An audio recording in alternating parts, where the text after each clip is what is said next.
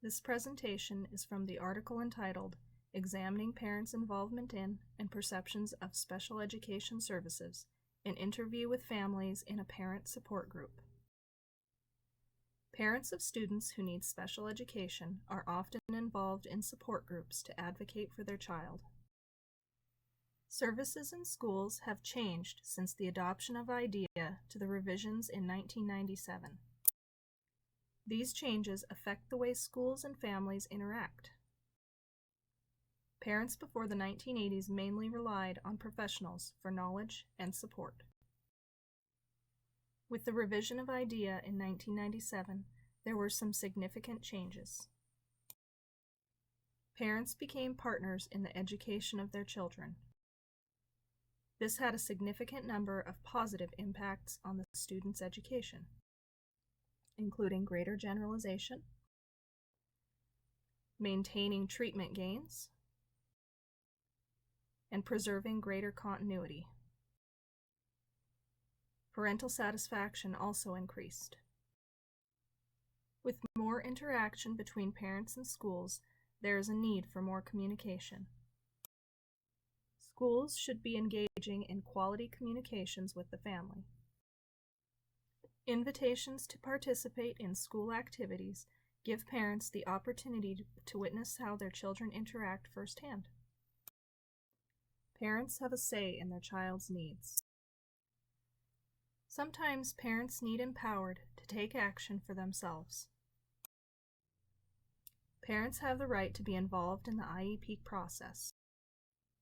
They can help develop objectives, have a say in interventions, and help determine methods of evaluation.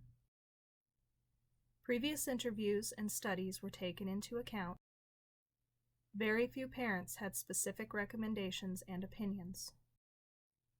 Family concerns were not always reflected in the IEP, and collaboration with the families was often lacking. There were some beliefs among educators as well. They thought families may not have the credibility as a source of information. Families may also be viewed as adversarial or dysfunctional. The results of this study of 42 families with autism or developmental disabilities included 73% of children with disabilities spent some time in the classroom. Students spent 60 minutes in 1 to 2 sessions per week attending speech or occupational therapy outside the classroom. Communication with parents occurred on a regular basis. However, this was mostly with a special education teacher or paraprofessional. There were 3 main objectives to the communication. The first was to exchange information about the child's needs and performance in school.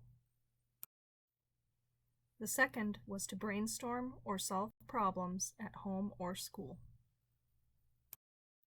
The third was to inform parents of conflicts within the day or the daily routine. Many parents indicated that they did more work to maintain communication between themselves and the school personnel. Even so, they expressed satisfaction of the results 80% of the time. With concerns to the IEP, the document was often written before the meeting with little to no input from parents. Even so, parents were still highly to moderately satisfied with the IEP process as they perceived it. Parental priorities is where some of the most significant data for this study was found. Many parents expressed concern over language skills. They wanted their children to have more success with communication with their peers. Parents believed little to nothing was being done to address those needs, especially with the older students. Some parents also had major concerns with the following: more opportunities to interact with non-disabled children, the belief that teachers were only letting their child vegetate, and there was also concern that the staff needed more education, specifically about autism. As it turns out, parents are generally happy with the quality of their child's education. Thank you for watching this presentation.